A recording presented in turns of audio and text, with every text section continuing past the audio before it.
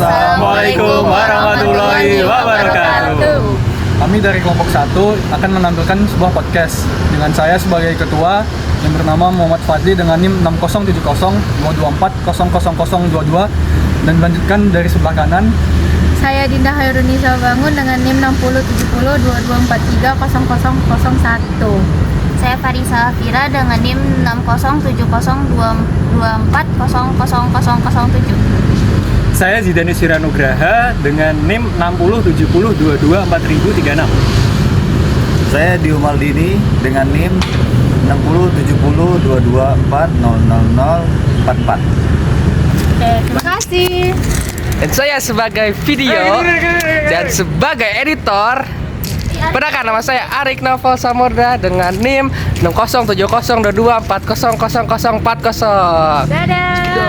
Selamat menikmati. Selamat menikmati video kami. Iya, seru banget itu. A few moments later. Halo guys, assalamualaikum warahmatullahi wabarakatuh. Waalaikumsalam warahmatullahi wabarakatuh. Selamat datang di podcast kali ini. Perkenalkan, nama saya Dio Maldini dan saya di sini sebagai host dan ditemani juga oleh saudara saya. Saya Zidane Siranugraha. Di sini saya sebagai host dan di sini kita kedatangan dua narasumber. Oke guys. Saya Dinda Hairunisa Bangun. Halo Dan teman saya. Hai guys, aku Farisa Afira. Halo Farisa. Halo Farisa. Di podcast kali ini kita akan membahas mengenai media sosial sebagai sarana dakwah. Nah, bener banget nih. Kita kedatangan dua narasumber yang sesuai pada bidangnya ini, yo. Pada aktif pada sosial bermedia ini. Apalagi kan untuk para kaum perempuan. Nah, bener juga. Sering mengikuti tren-tren terkini. Nah, apalagi kalau tren-trennya itu terkait dengan dakwah ini masih minim, yo. Kita lihat nih di sini nih. Tapi kayaknya kita mengundang narasumber yang tepat nih pada segmen kali ini. Dari raut wajahnya juga udah ketahuan. Oke. Mungkin dari Kak Dinda dulu nih. Selama bersosial media ini cenderung kontennya ini kemana ini? Cenderung konten apa ini? Dalam sosial media, apakah mengenai kecantikan atau masak-masak atau mungkin hal hobi lain? Ya, kalau misalnya bermedia sosial ini, misalnya saya menggunakan Instagram sama TikTok ya. Kalau Instagram ya saya ngepost story tentang daily life, keseharian saya, apa yang saya kerjakan. Kalau misalnya TikTok tuh jarang ngepost, banyak kan nge-repost post-postan orang gitu. Misalnya post-postan tentang yang relate nih sama saya, kata-kata yang relate. Apa tuh contohnya? Yang relate ada Relate ya? ya apa? Kan nih. Kita sehari-hari katanya. Misalnya nih, ada nih kata-kata konten-konten yang ngepost tentang tugas atau laprak itu gini-gini ya, saya repost. Terus juga dakwah juga ada yang saya repost yang saya bisa saya relate Share dan lah, saya share. Gitu aja. Kalau saya kecantikan ya tentang skincare. Kalau saya Aktif ya ternyata. lumayan. Nah, untuk Kak Farisa nih, kontennya cenderung ke apa nih? Ke bidang apa nih, Farisa? Nah, kalau aku itu lebih aktif di media sosial TikTok. Nah, aku ya enggak juga, biasa enggak juga? aja. Oke. Nah, aku kadang-kadang ngebuat video atau aku sering juga nge-repost yang relate banget sama hidup aku, Contohnya? sama kehidupan aku. Ya sama kata kayak Dinda tadi, kayak tentang tugas. Terus kayak ada juga tentang kayak kan di FYP aku tuh ada juga kadang-kadang muncul tentang dakwah gitu. Nah, kadang-kadang aku repost kayak dakwah kayak pokoknya banyak lah. Oke, jadi secara garis besar nih Kak Farisa dan Kak Dinda ini suka merepost konten dakwah, betul? Ya, betul. Boleh. Nah, kalau referensinya nih, tokoh dalam penyebaran dakwah ketika bersosial media ini apa nih?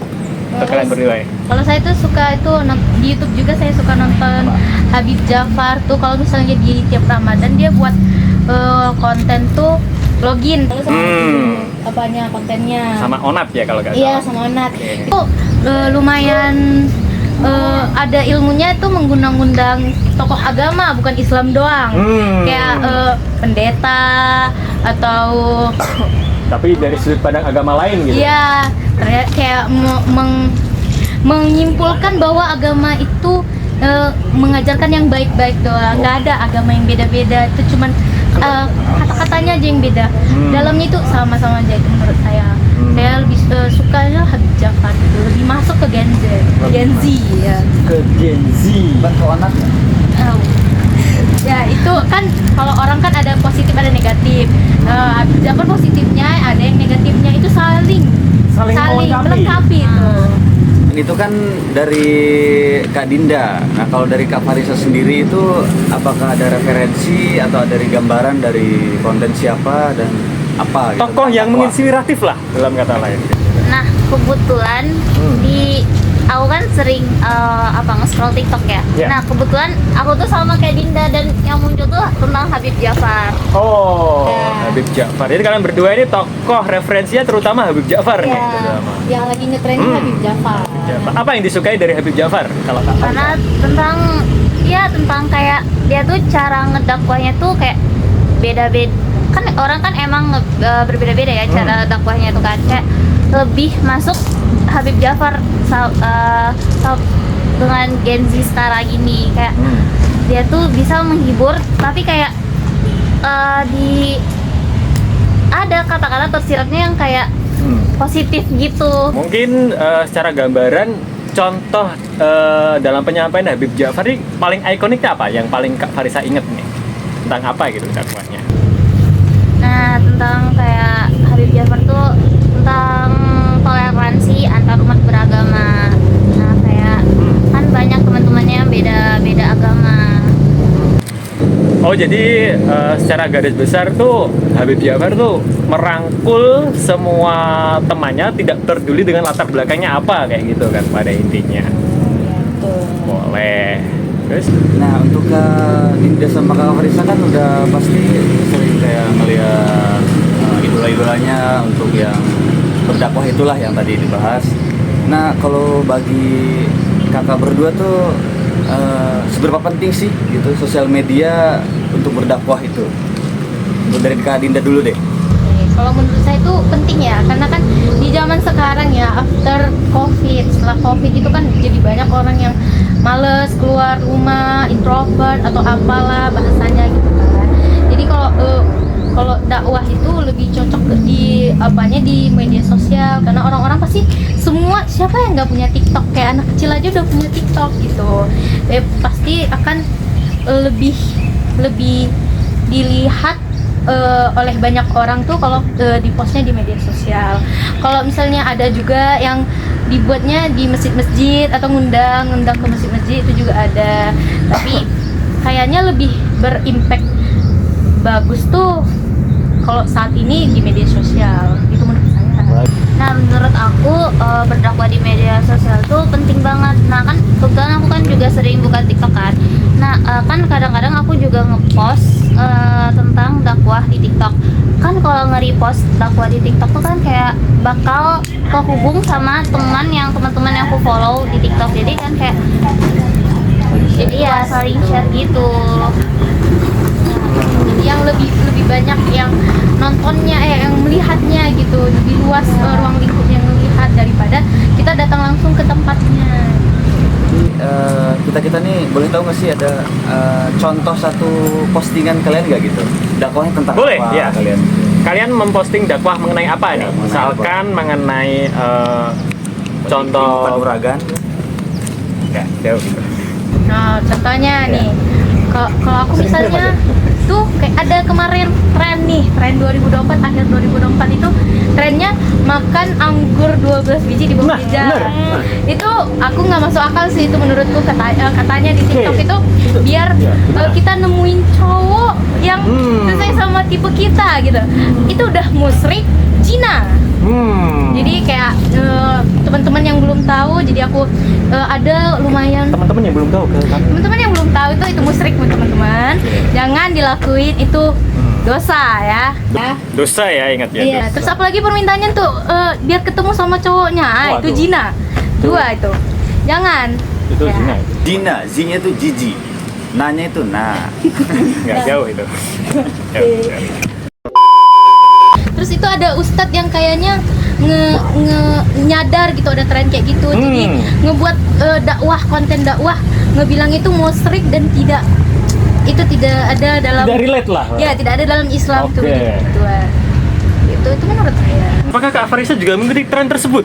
Karena Kak Farisa ini dilihat juga backgroundnya dari TikTok juga ini. Iya, Pasti Kak kan Farisa. tidak jauh-jauh dari tren-tren TikTok. Kak Farisa itu pernah ngeposting atau tentang ya, kegiatan hari-hari Kak Farisa. Yang ini berlawanan Ya. dengan dakwah yang disampaikan gitu. Misalkan juga mengikuti tren-tren ini juga. Nah, fun fact.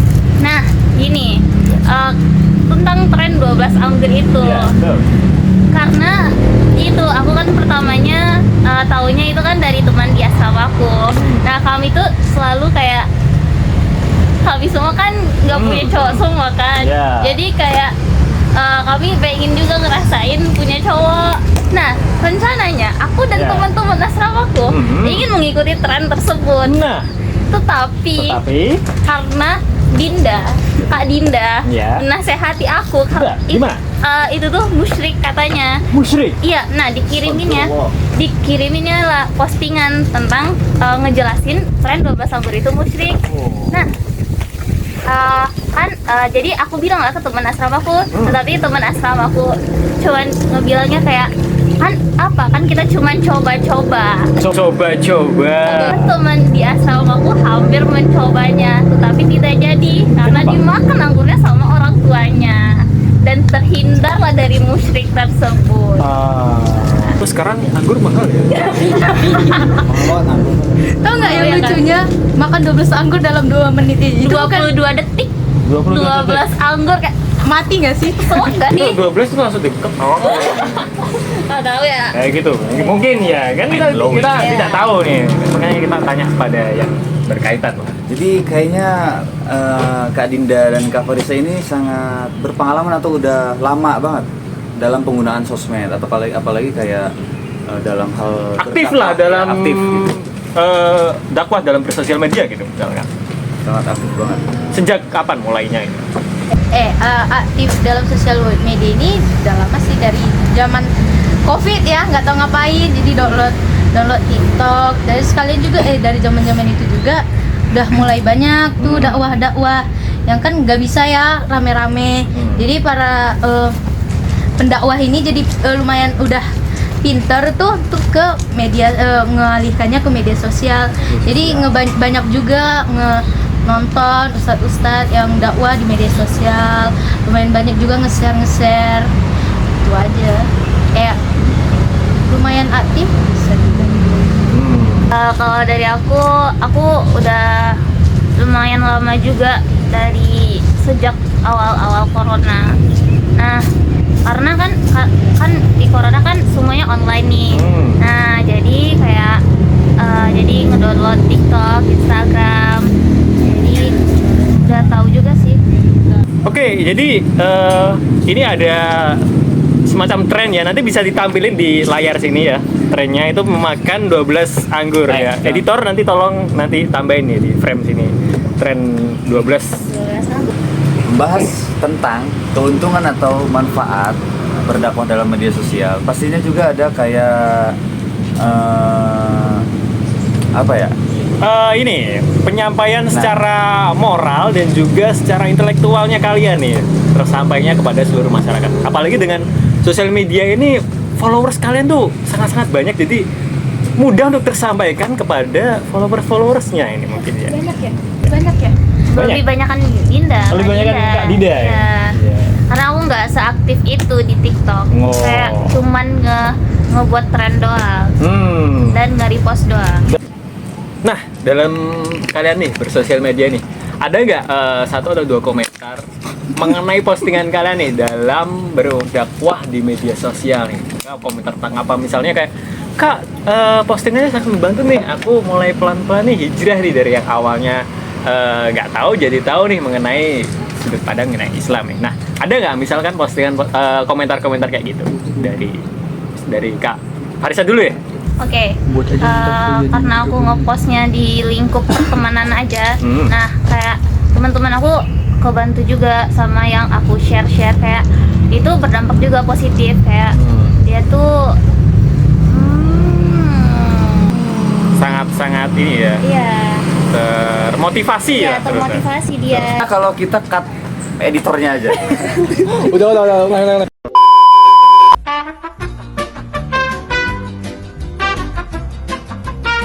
Nah, kami berdua nih boleh minta tips and triknya nggak untuk Kak Dinda dan Kak Farisa, maksudnya untuk teman-teman di rumah maksudnya. Apa agar mereka juga mau share ilmu atau menggunakan sosial media itu sebagai dakwah. Nah, dalam tanda kutip orang-orang biar termotivasi lah dengan postingan kalian. Gimana tips and triknya gitu? Ya tips and triknya itu misalnya ngepostnya di sosial media yang rame gitu, misalnya TikTok. Terus tipsnya itu buat kata-kata yang relate sama Gen Z, terus tapi ada berbau dengan dakwahnya. Sesuai dengan preferensi dari Gen Z sendiri ya pastinya. Ya kalau menurut saya di komentar-komentar netizen ini kan menurut prinsip masing-masing mereka ya gimana. Kalau misalnya komentarnya misalnya yang positifnya ya jadi berdampak ke mereka, jadi mereka lebih termotivasi atau mereka tahu ternyata itu nggak boleh, ternyata itu boleh. Terus ada juga yang kalau misalnya di lingkup pertemanan ini kayak ngerasa sok alim atau apa gitu, sok asik gitu. Jadi ya itu menurut prinsip masing-masing aja.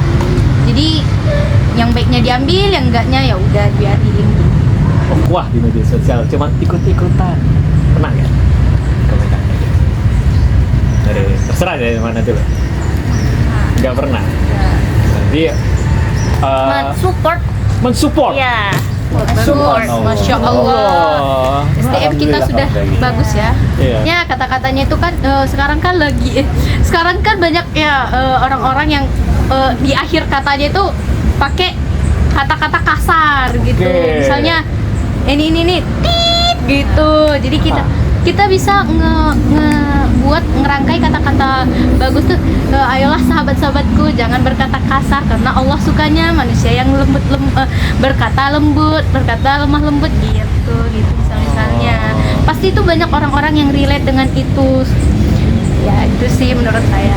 Hadis nih yang paling disukai ini apa ini? Contohnya tuh kan di dalam nama-nama Allah itu kan ada banyak, ada 99. Salah satunya Al-Latif, yaitu Maha Lembut itu. Lembut. Jadi Allah menyukai orang-orang yang berkata-kata lembut, orang-orang yang lembut gitu. Itu misalnya. Jadi kita bisa merangkainya sesuai dengan sesuai dengan yang relate sama Gen Z sekarang. Contohnya gimana Kak Farisa? Nah, nggak cuman omongan doang yang harus kita perbaiki, tapi dari segi ketikan kita juga harus kita perbaiki juga. Kayak misalnya banyak sih typing yang kayak kasar atau typing toxic gitu. Kayak kita ganti kalau misalnya kita marah, nah kita kayak astagfirullah, istighfar kita gitu. Subhanallah. Jadi lebih mengingat kepada yang Maha Kuasa pada intinya. Oke. Nah, untuk kan tadi kan Kak Dinda memberikan referensi mengenai apa tadi nama-nama Asmaul Husna, Al-Latif ya tadi kalau nggak salah. Nah, kalau Kak Farisa nih apa mungkin hadis atau yang menjadi inspiratif nih buat terus termotivasi dalam berdakwah terutama apa? Nah, aku dapat hadisnya nih, hadis riwayat Muslim yang berbunyi barang siapa yang menunjukkan kepada kebaikan maka dia akan mendapat pahala. Contohnya kayak temen aku. Nah, kebetulan temen aku nge-sharing tentang omongan kasar tadi. Kayak temen aku ngingetin kita tuh harus janganlah kita berkata-kata kasar sehari-hari. Kalau bisa kita ganti kata-kata kasar kita menjadi kayak ya itu tadi contohnya kayak kalau ketika kita marah kita istighfar gitu kayak gitu. Biar teman-teman nanti rajin untuk mendakwah atau share-share kebaikan. Kalau misalnya kita nge-share kebaikan, nge-share ilmu itu atas dasar niat kita lillahi ta'ala, niat kita atas Allah, itu kita dapat pahala jariah. Pahala jariah itu walaupun kita udah meninggal, kita masih tetap mendapatkan pahala itu. Misalnya kita nge-share sama orang itu terus melakukannya, misalnya nge-share tentang sholat, orang itu jadi sholat gitu.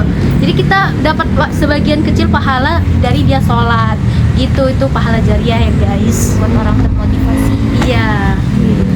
Jadi banyak-banyak nge-share kebaikan dakwah-dakwah di TikTok. Mudah kok, tinggal Repost dan share boleh juga, repost bisa juga. Iya. Pertama dibagikan ke teman-teman terdekat. Iya. Nah, agar kita tetap dalam circle atau lingkungan yang terus positif. Oke. Ini pembicaraan kita sangat daging banget nih ya. Oke, sangat-sangat inspiratif nih dari Kak Dinda dan Kak Farisa nih ya.